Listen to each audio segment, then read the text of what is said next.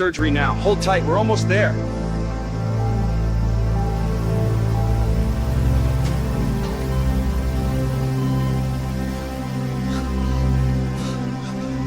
Henry, we have to go now. It's not just blood. No! It can't be. We're whispering sacrifice. Please! Again, you have I seen their oxon? Oxon seems prepared. Prepare for defibrillation. I can't see it, but I feel it coming. Henry, we can't stay here. They're coming, won't leave you. Not again. No! Get away! Hold on, Henry, we have to run!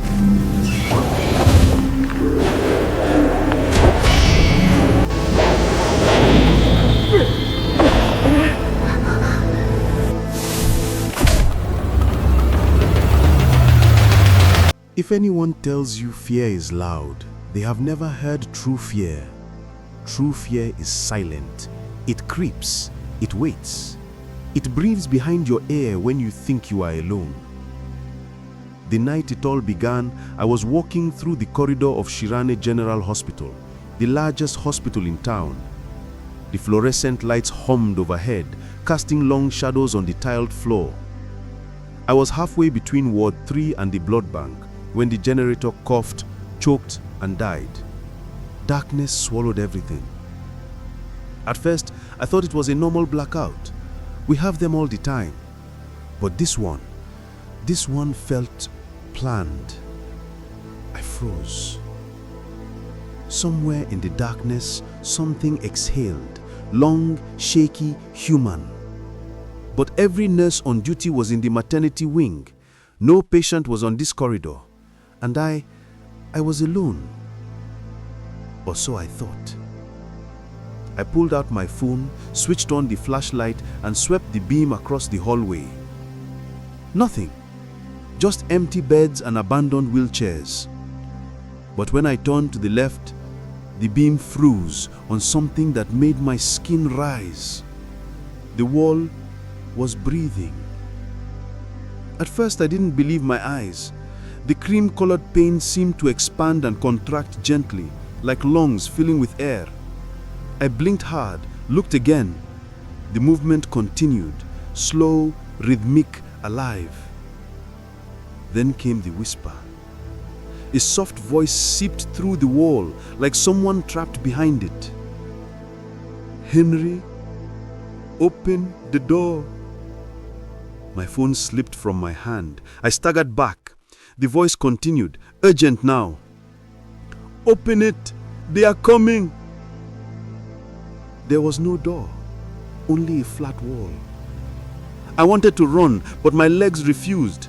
My chest tightened. And then suddenly, the whispering stopped.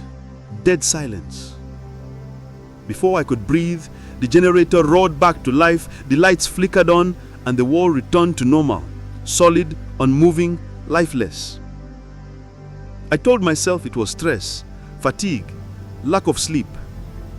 But deep inside, something in me knew the truth.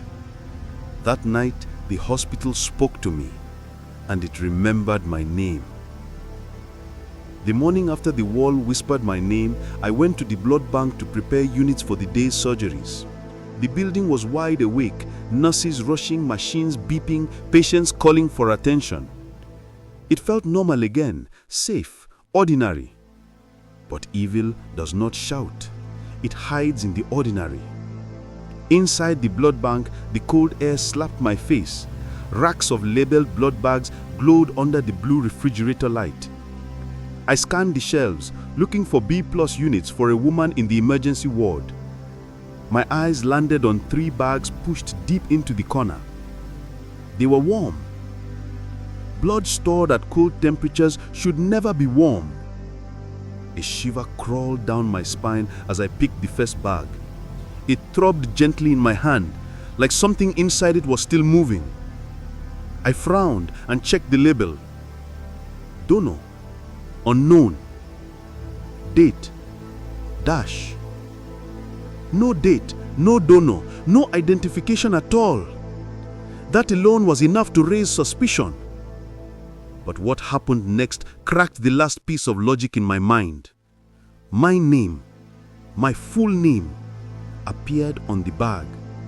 The letters didn't appear handwritten or printed. They formed themselves slowly, one stroke at a time, like a finger writing across foggy glass. D R H E N R Y U. I dropped it instantly. The moment it hit the metallic floor, the bag burst, but not the way liquid bursts. What spilled out was not blood. It slithered, it crawled. A thick, dark red mass swirled like smoke mixed with water, pulling itself into the shape of a small hand, no bigger than a newborn's. The hand pointed at me. Then it whispered, the same voice from the wall. "Stop asking questions. You belong to us now." My skin tightened, my breath caught. I staggered backward as the mass dissolved into the cracks of the floor. A second later, the generator roared back to life, the lights flickered on, and the blood bank door swung open. It was Dr. Ezra, the head of hematology. He looked at me too calmly, too knowingly. "Henry," he said, "your shift starts now. Don't wonder where you shouldn't." I couldn't speak. His eyes drifted to the shattered bag on the floor, but instead of surprise, he smiled. A slow, satisfied smile. And in that smile, I finally understood something chilling. I wasn't imagining anything. Something in this hospital was alive, and the doctors knew. By afternoon, I began to notice something strange about the hospital staff. Not the nurses, they were as exhausted and overworked as always. Not the orderlies, they moved with their normal boredom and quiet frustration. No, it was the doctors, my colleagues, the people I had trusted with life and death decisions for years. They were watching me, not openly, not directly, but every time I turned around, someone turned away too quickly. Someone pretended to be busy. Someone pretended not to know where I had been earlier. And in their eyes, hidden behind polite smiles, I saw something dark, something hungry. That is when I noticed the shadow. It started with Dr. Ezra. I followed him after lunch toward the pathology building. The sun was bright, no clouds, no shade. But behind him, stretching unnaturally long across the pavement, was his shadow. Except it was not shaped like him. His walk was slow and relaxed, but the shadow moved like it was rushing ahead, pulling, dragging itself forward, as if impatient to reach something. I froze, staring. At one point, the shadow paused, as if it sensed me. I swear it turned its head, not his head, but its own, and looked back. It had no eyes, no facial features, yet I felt its gaze like cold water down my spine. When Dr. Ezra finally stopped and turned around, the shadow snapped back into place instantly, matching his body perfectly. He smiled again, the same strange smile from the blood bank. "Henry, my boy," he said, placing a hand on my shoulder. "Curiosity can kill faster than illness." His touch burned like fire. I pulled back. He chuckled softly. "You are seeing things that normal doctors cannot see. That means the hospital has chosen you." "Chosen me for what?" Before I could ask, his shadow stretched again, curling around his feet like smoke. I blinked hard and it vanished, like it had never been there. But deep inside, I knew the truth. A shadow wearing a man's shape was not following him. It was following me. Night shifts in Shirane General were always heavy, but this one felt cursed. Halfway through the shift, the night nurse, Nurse Imaobong, pulled me aside with trembling hands. "Doctor, something is wrong in the ICU." I followed her quickly. As we approached, she grabbed my arm and whispered, "I didn't want to call anyone else. They won't listen. They never listen." Her fear didn't make sense until we stepped inside the ICU. Bed 6 was empty, but the monitor was on and the heart rate was beating. Beep, beep, beep. Strong, steady, human. Yet the patient, an elderly man who died 3 hours earlier, was gone. "Where is the body?" I whispered. She shook her head violently. "I didn't see him walk out." I stared at her. "Walk out? The dead man walked out?" No, not walk." Her voice cracked. "Something inside him walked him." Before I could respond, the monitor suddenly flatlined. Not slowly, instantly, as if someone unplugged life itself. Then footsteps echoed from the end of the ICU corridor.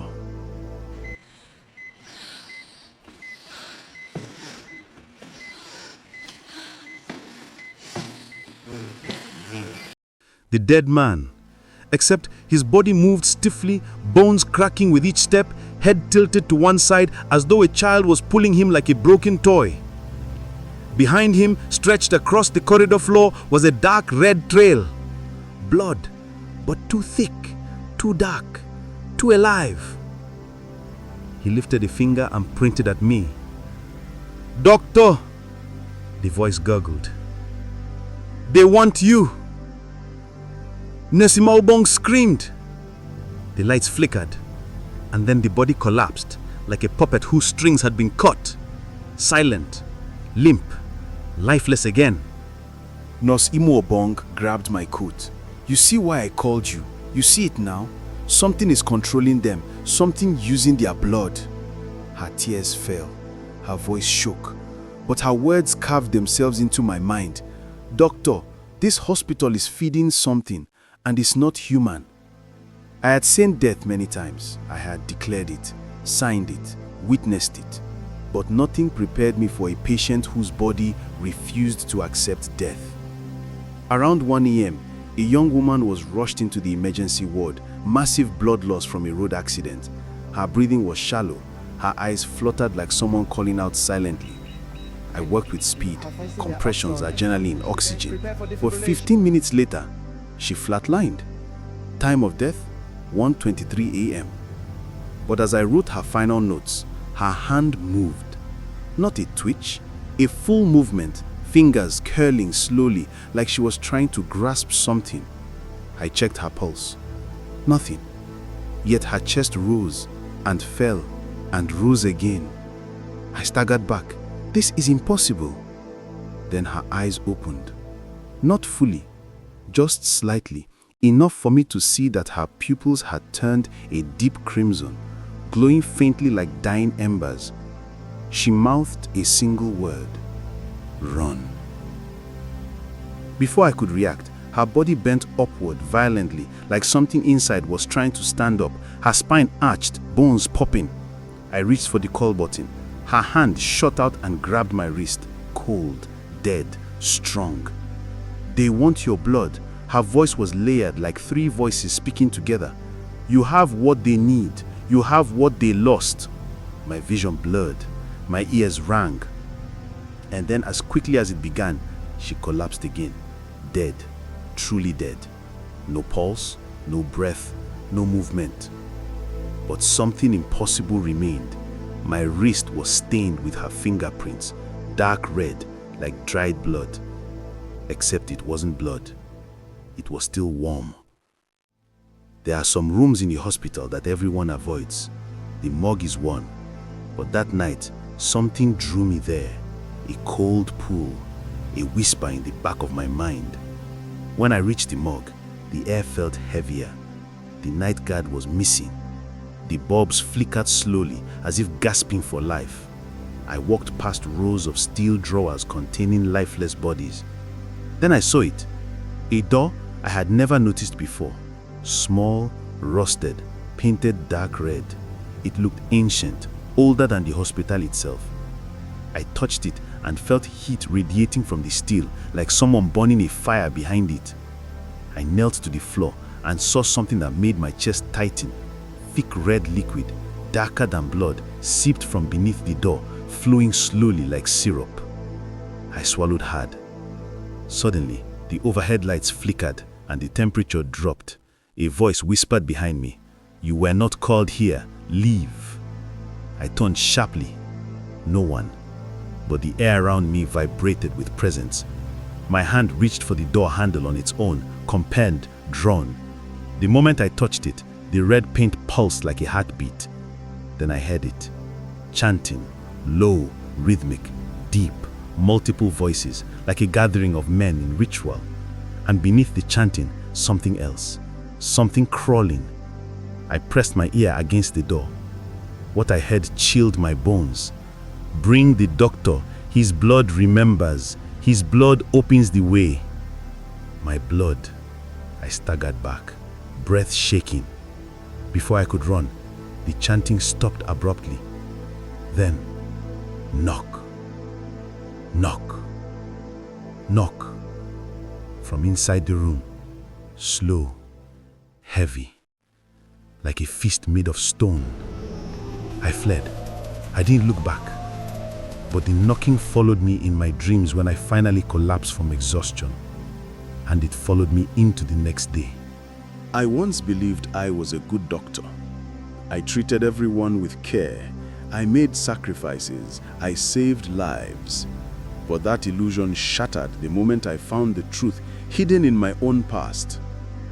Late that evening, after the nightmare at the morgue, I began digging through old hospital records. Files from before I joined Shireen General. Files not meant for any new doctor's eyes. And in a dusty cabinet, behind stacks of forgotten papers, I found it. A folder marked Project Red Soil. Inside were photos. Children, women, elderly people, all dead, all with the same blackened veins running across their arms, all labeled blood reclamation failure. My heart pounded. I flipped page after page until I saw something that made my breath leave my body. A child, maybe 5 years old, weak, on a hospital bed, blood dripping from his nose, eyes half open. Name, Henry Udo. Me. I froze. Memories hit me like broken glass, screaming, bright lights, my mother crying, a doctor holding a needle filled with thick red liquid. I thought it was a dream, but it wasn't. My mother tried to hide me from something that wanted my blood. And the hospital had brought me back, not as a patient, but as an offering. Tears blurred my vision as the awful truth settled. My hands were never clean. I had been chosen since childhood, prepared, drawn in. Every step I took toward becoming a doctor had been guided by invisible hands. I can't forget you. When a high-ranking politician enters a hospital, everything changes. Security floods the corridors. Get me out of Doctors here. move We faster. need to get him to surgery now. Nurses Hold stay tight, alert. we're almost there. But when Chief Peter arrived that night, the reaction was different. Too calm, too prepared. They knew he was coming. They were waiting. Chief Peter staggered into the emergency ward, covered in sweat, gasping for air. His guards carried him like a wounded animal. I was the nearest doctor, so I rushed forward. "What happened to him?" I asked. The guards exchanged a look. He saw something. Saw something? That didn't sound medical. I examined him quickly. Rapid heartbeat, dilated pupils, shaking hands. "Doctor," he whispered, gripping my coat with desperate strength. "They want my blood. They want to bury me alive in this hospital." I leaned closer. "Who wants your blood?" His eyes widened. "Them, the ones who live behind the red door." My chest tightened. Before I could ask more, the heart monitor spiked violently.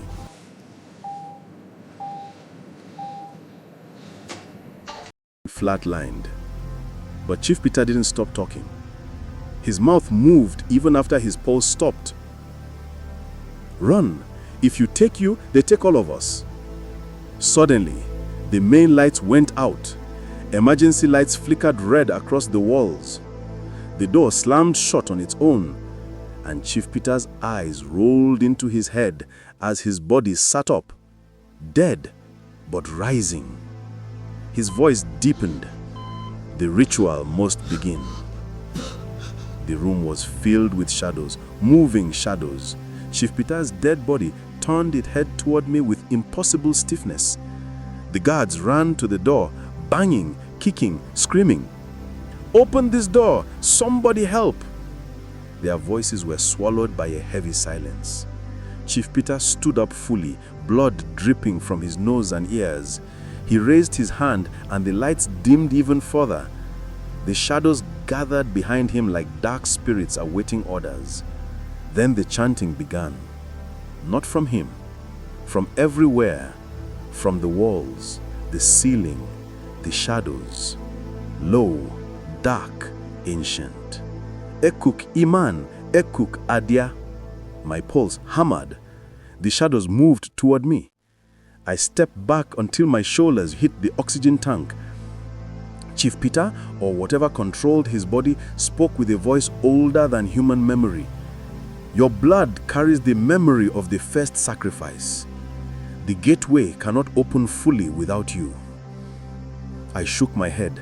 "I'm just a doctor." "No."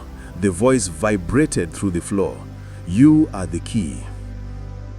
The shadows circled me like hungry animals. One reached out and touched my arm. Cold fire shot through my veins, and suddenly I saw flashes, visions. A massive tree soaked in blood. Children tied to its roots. A circle of chanting elders with glowing eyes. A doctor holding a bowl filled with beating hearts. I screamed and dropped to my knees. Chief Peter's body walked closer. "Do not resist. Destiny is calling." But just then, bang! The door burst open.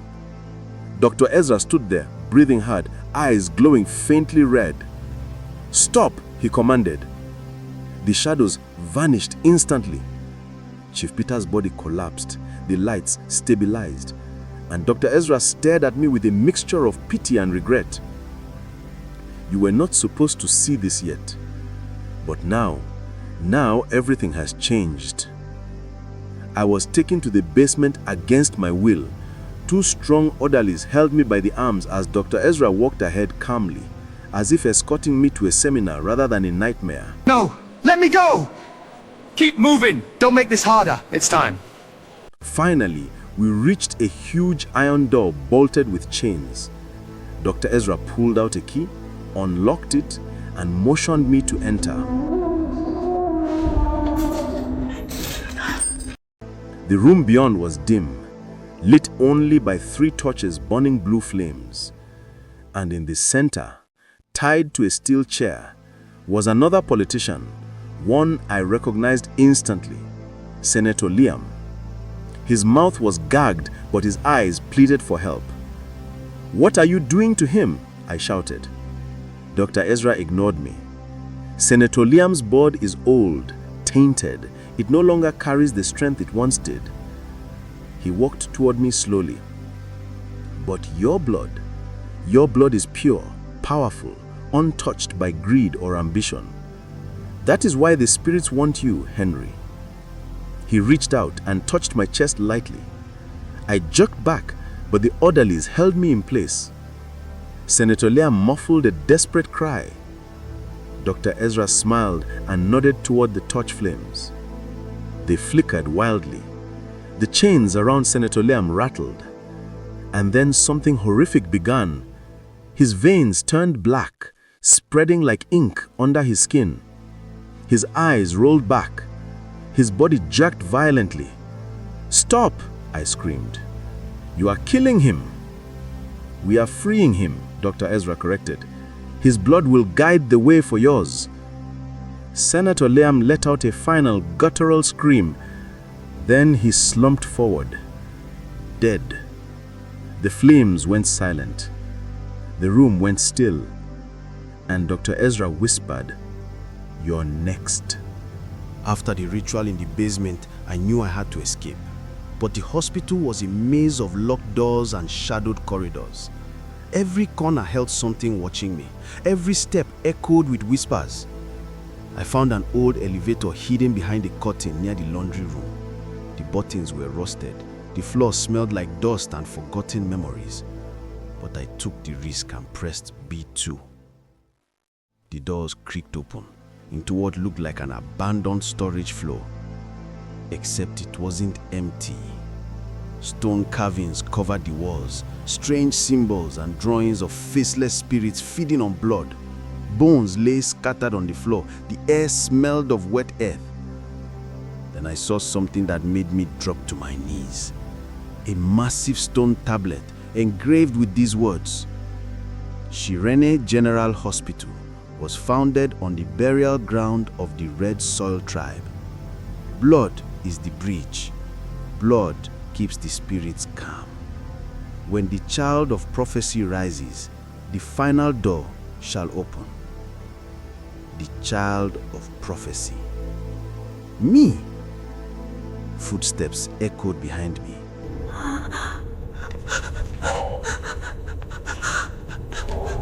I turned and saw an elderly woman dressed in an old nurse's uniform, faded, torn, and soaked with something dark. But she wasn't alive. Her feet didn't touch the ground. "You should not be here," she whispered, her voice echoing in strange harmony. The hospital was built on stolen land. Blood was the price, and your blood is the final payment. She floated closer. I backed away, heart pounding. "You carry the mark," she said, touching my forehead with a cold finger. "The mark of the first child who survived the ancient sacrifice. You were never meant to grow. You were meant to die young, to feed the land." I don't belong to them," I gasped. She smiled sadly. "You always have." Then she vanished, and the floor beneath me trembled. I ran back to the elevator, but the doors wouldn't open. The lights flickered, and voices filled the hallway. Hundreds of whispering voices calling my name in overlapping tones.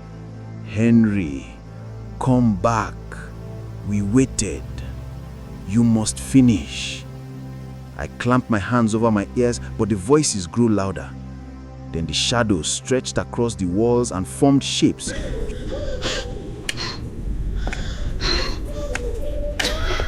Human shapes, bodies of former patients, their faces pale, eyes hollow, mouths stitched shut. One stepped forward. A girl, maybe 8 years old, who died from malaria 2 years earlier.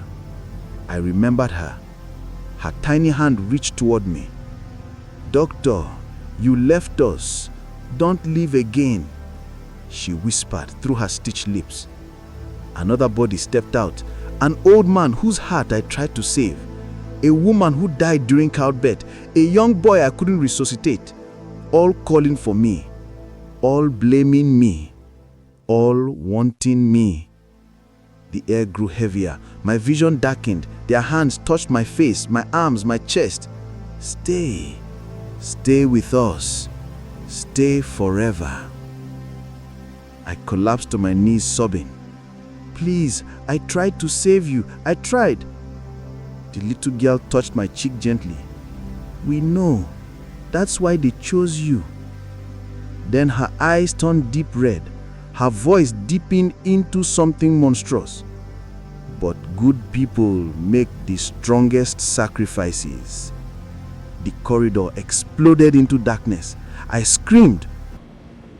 No! Get away! Hold on, Henry, we have to run! And someone pulled me out of it. A hand, a living hand. Nurse Imobon. "Come with me if you want to live." We hid inside the abandoned pharmacy. The air was thick with dust. Shelves lay broken across the floor. Nurse Imobon held my hand tightly, shaking. I can't see it, but I feel it coming. "You need to listen," she whispered.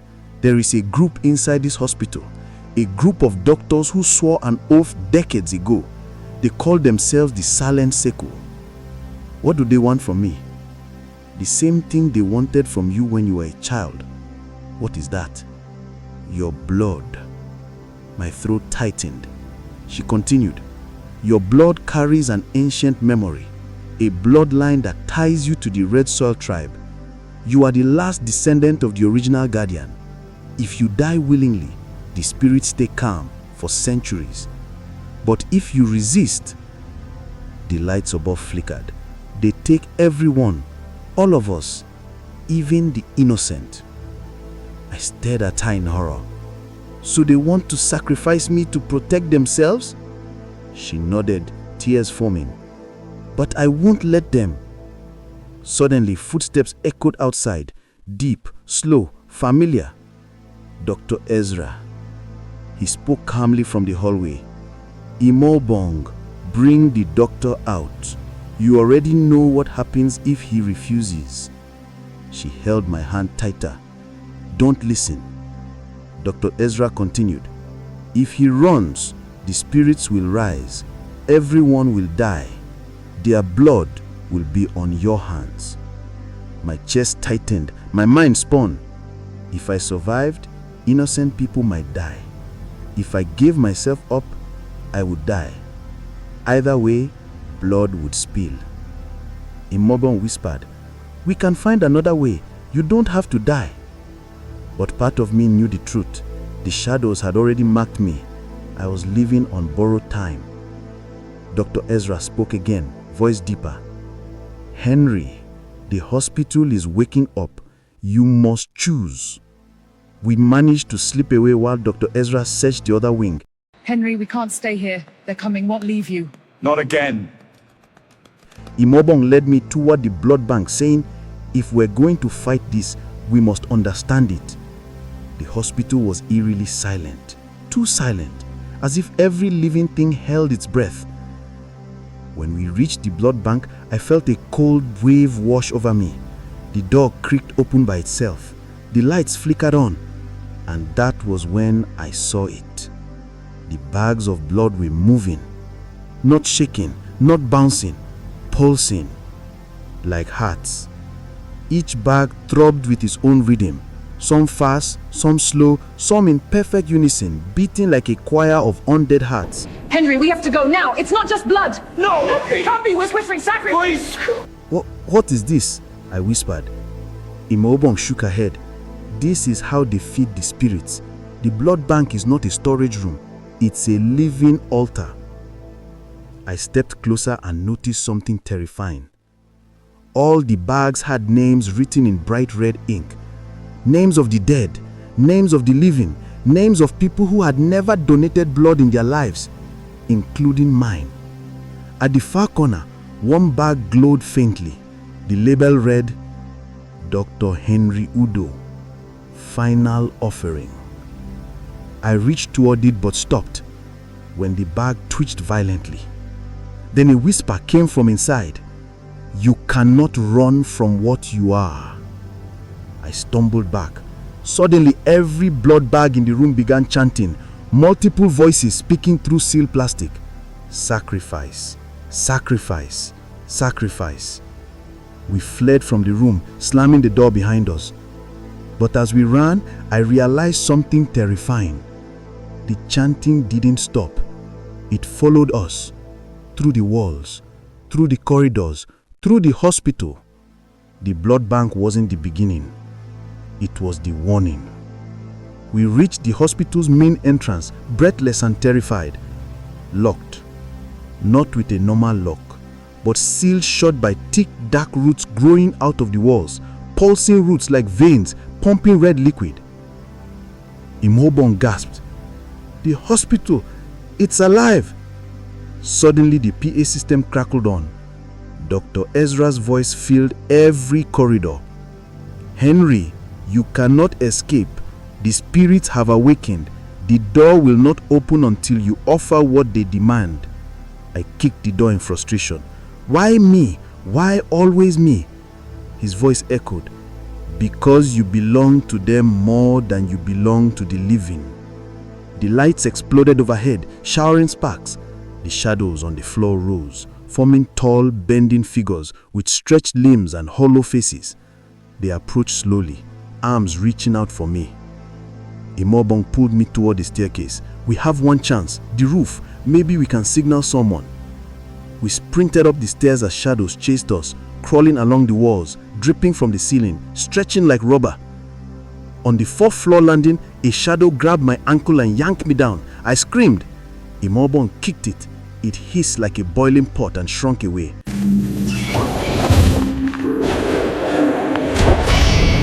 We reached the roof and gasped at the sight. A swarm of dark mist covered the entire compound, circling like a storm. No one outside could see us. No one could hear us. We were trapped inside a spiritual cocoon. Imobong held my face. Listen to me. You are not dying tonight. Not like this. Her voice broke. Her courage shook, but her grip kept me human. Until Dr. Ezra stepped onto the roof behind us. Hands folded, eyes glowing, ritual knife in hand. "It's time," he said softly. The shadows gathered behind him like an army. Dr. Ezra lifted the ritual knife toward me. The shadows closed in. The mist swelled above like a giant mouth ready to swallow me whole. Then something impossible happened. A second me stepped onto the roof. Same face, same height, same clothes, except his eyes glowed deep red. It smiled. "Finally," it said in my voice, "the vessel is ready." My stomach twisted. What are you?"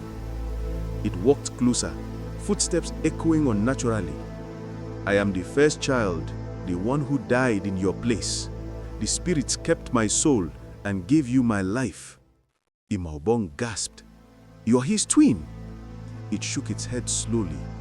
"No, I am his other half, the half meant for sacrifice. They made a mistake when your mother hid you, but mistakes must be corrected." Dr. Ezra bowed to it. "Yes, my lord." My other self turned to him. "Prepare him, the spirits are waiting." The shadows grabbed me, pinning me down. I couldn't breathe, couldn't think. My double knelt beside me. "You lived my life. Now I will reclaim it." His hand touched my chest. Cold fire shot through me.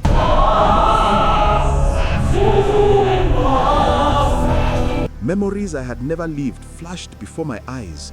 Rituals, altars, dark caves, blood-soaked roots, children crying.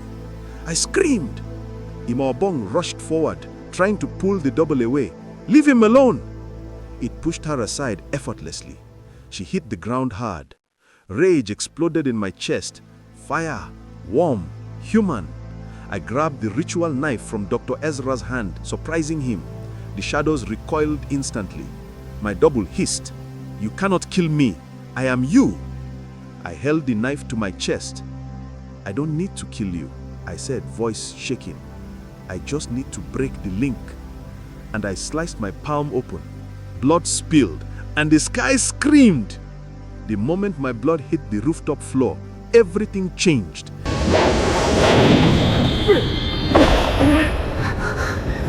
The mist trembled violently. The shadows shrieked and fled like burning insects. My double stumbled backward, clutching his chest. "No! No! No!" he screamed. "Do you know what you have done?" I fell to my knees as the blood soaked into the concrete, glowing bright red. Imobong crawled to me, tears on her face. "Stay with me. Don't close your eyes." The air split open with a massive crack, like lightning tearing through metal. A gigantic shadow rose from the mist, a towering spirit made of swelling darkness with eyes like molten charcoal. It roared, shaking the entire hospital. My double pointed at it desperately. "Take him! Take him now! His blood is spilling! Take him before it dries!" The spirit reached toward me with a colossal hand, but when its fingers touched my blood on the ground, it recoiled, screaming. My double froze. "No! No! No!" I looked up weakly. My blood is still human. Imobong held my bleeding hand against her chest, her tears mixing with my blood. The spirit shrieked again, collapsing into smoke. My double's body began to crack like broken clay. This is not how it ends. You were meant to die for us. I was meant to live in your place. I forced myself to stand, every muscle shaking. No, I choose my own ending. My double lunged. I shoved the ritual knife into its chest.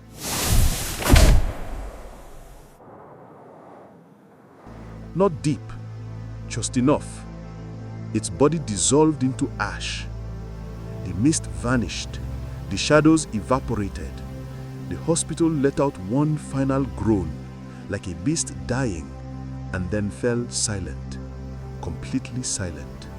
The curse was broken. The spirits were gone. The morning sun rose over Shirane General Hospital like nothing had ever happened. The building looked normal, calm, harmless. But I knew better, and so did Imaobong. She stitched my wound herself, refusing to let anyone else touch me. Her hands trembled the entire time. "Are you sure it's over?" she whispered. I nodded, though part of me wasn't certain. The hospital board claimed the blackout and chaos were caused by electrical failure and generator malfunction. They buried the truth under paperwork and silence.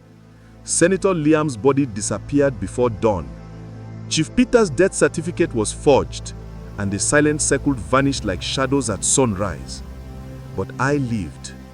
I survived their prophecy. I lived through a story that should have ended in blood. So now, as I stand outside the hospital, watching the wind move through the trees, I know one thing. I will not die with this secret. People deserve to know. Lives can be saved, curses can be broken. I turn to Imobong. We will expose them, all of them. She nods. Then I look back at the hospital, its windows glinting under the sun like watching eyes. A shiver crawls up my spine. Because somewhere inside, deep behind the morgue, the red door knocks. Once, twice. A reminder, a warning, a promise. I whisper,